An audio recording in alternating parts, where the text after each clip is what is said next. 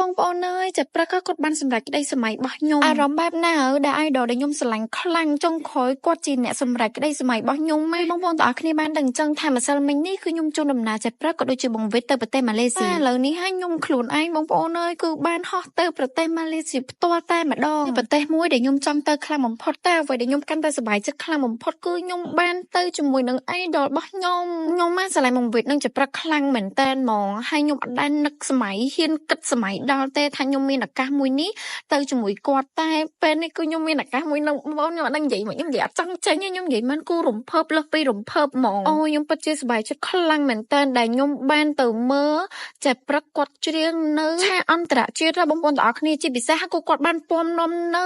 វប្បធម៌ខ្មែររបាំខ្មែរទៅជាមួយផងដែរអញ្ចឹងហើយគឺពិតជាអស្ចារ្យខ្លាំងមែនតើតែម្ដងតែថ្ងៃនេះក៏មិនខ្ញុំទៅម្នាក់ឯងដែរខ្ញុំទៅជាមួយនឹងសូលីម៉ាអ៊ីតក៏ដូចជាណាណាន់ផងដែរឥឡូវនេះគឺខ្ញុំចេញដំណើរទៅណាបងប្អូនទាំងអស់គ្នានៅពេលដែលខ្ញុំទៅដល់ប្រទេសម៉ាឡេស៊ីគឺខ្ញុំនឹងថតបង្ហាញជូនទៅកាន់បងប្អូនទាំងអស់គ្នាដែលនៅខ្មែរបានទស្សនាដែរប៉ុន្តែមុនពេលដែលខ្ញុំចេញទៅគឺខ្ញុំមកប្រើទឹកអប់អាតូមិកមួយសិនបងប្អូនទាំងអស់គ្នាចាញ់យកទៅទឹកអប់នេះគឺខ្ញុំជ្រើសរើសយកពណ៌បៃតងគឺជាក្លិនរបស់នារីក្លិនពណ៌បៃតងនេះគឺផ្អែមដូចស្ករគ្រាប់ចឹងបងប្អូននៅពេលដែលបាញ់ទៅគឺមានភាពតាក់ទាញខ្លាំងមែនតើជាពិសេសគឺជាប់បានយូរនឹងតែម្ដងបងប្អូនទាំងអស់គ្នាណាដែលគាត់ចូលចិត្តក្លិនផ្អែមអាចជ្រើសរើសពណ៌បៃតងបានហើយទឹកអប់អាតូមិកគឺមាន6ពណ៌